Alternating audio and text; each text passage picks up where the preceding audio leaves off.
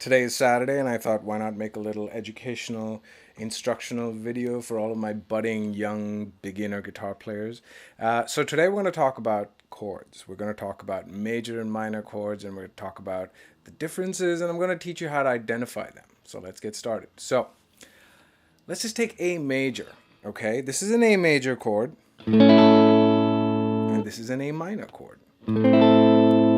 Now you've probably used these shapes. They're part of a larger shape that looks like this. That's an A major, and then that's an A minor. Now the biggest difference between the two of them is the major chord sounds happy and the minor chord sounds sad.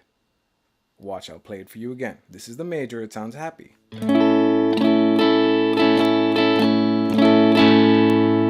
now we're going to the minor, which sounds sad. You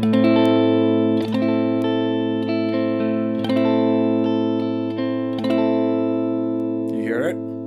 Same thing with different chords. So different chords have different sonic properties.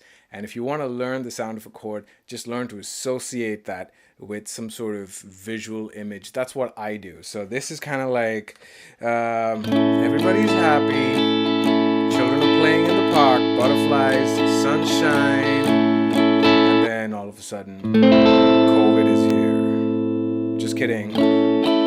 Sunshine again, butterflies, yeah, COVID's still here. Sunshine and butterflies, and sunshine and butterflies, and sunshine and butterflies. That's what I do.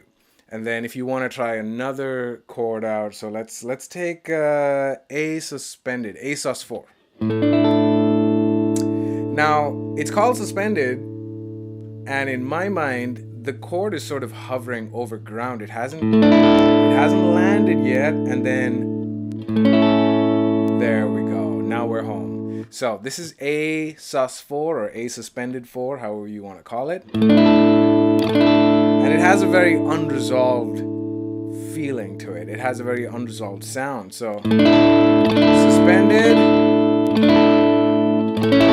resolved. There you go. Suspended, in midair, hovering. Oh my god, oh my god, oh my god. What's gonna happen? What's gonna happen? What's gonna happen? Coming back home. That's it. I hope that was helpful for you. Take care. Until next time.